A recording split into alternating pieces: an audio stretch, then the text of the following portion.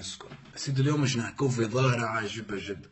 الظاهرة هذه فهمتني حيرة العلماء ما شاء الله وحيرة كل إنسان في العالم. شنو هي الظاهرة هذه عند الإنسان؟ سيدي تبدأ من بيتي في دار، أنت شيخ قاعد أمورك واضحة حتى إلى حد ما نشرب بتبت بحذا، ترقد في الليل. إذا رقدت في الليل وسمعت، أعرف اللي أنت هذيك هي بداية مأساتك الليلية. الناس هذوما سيدي فهمتني يشخروا، سبحان ربي هو فهمتني ميزة في الشخر نتاعه. قاعد يشخر فهمتني، تبدا راقد، هي ما توقفلكش في الشخير بالك حبيبي، هي تقول لك بص بصاته، يولي عامل لك بيتهوفن.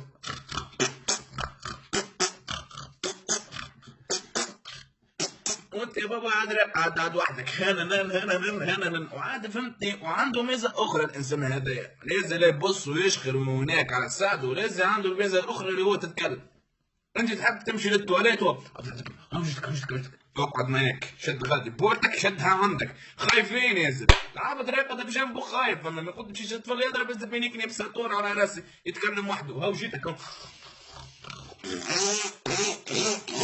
بيتهوفن يا زلمه، بيتهوفن آلات موسيقية في نقطه وفي فمه، ورب الخمسة آلات موسيقية نيكم هالنوم لا تعرف. بس وين ما نقول سكت نقول اسكت انك اسكت شوف يرجع لي بكعبة عصب على سرمك مانيش راقد.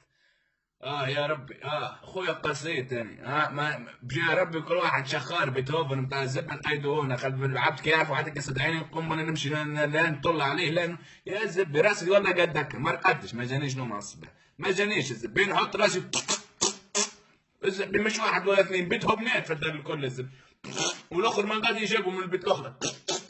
الاخر يا زبي انتوما اني كما نقول راقد بحذا السيودة يا زلمه، بحذا السيودة انا عم السيودة النوم ما فماش، اش ترقد؟ انا التو الزبي، انا التو فهمتني ميزان نحط راسي نسمع واحد الزبي من قدر استخدم نسمع في البز وفي الشخير، هني كما نتحمل عبد الكل تشخر راهو ما الزبي هذا ياسر الصح. فدكم بجي ربي يمدد فيهم انا بددهم. هاي نعطيكم نكته على الصباح على السير. هذاك واحد سيدي فهمتني جا من كندا، ما يعرف حتى كلمه ذا اللي جا من كندا، جا معهم يدور يسمع كلمة سرم. مشى لأمه قال لها يما اش معناها السرم؟ أمه زبي وحلت شوش تقول له السرم؟ قالت له وليدي السرم معناها سحن. لا يا خويا احفظ السرم معناها سحن. مشى دار يسمع كلمة زب. يما قال ايش معناها كلمة زب؟ أمه وحلت كده، قالت له وليدي الزب معناها كبوت. امشي الأيام جاتك الأيام، مشى فهمتني دار خالته ملمومين وحنين وفهمتني، ورجل خالته وخالته كل غد جابت له بنت خالته صحن كسكسي، والدنيا باردة راح كبوت وحطوا غادي طفحت صحن كسكسي ياكل.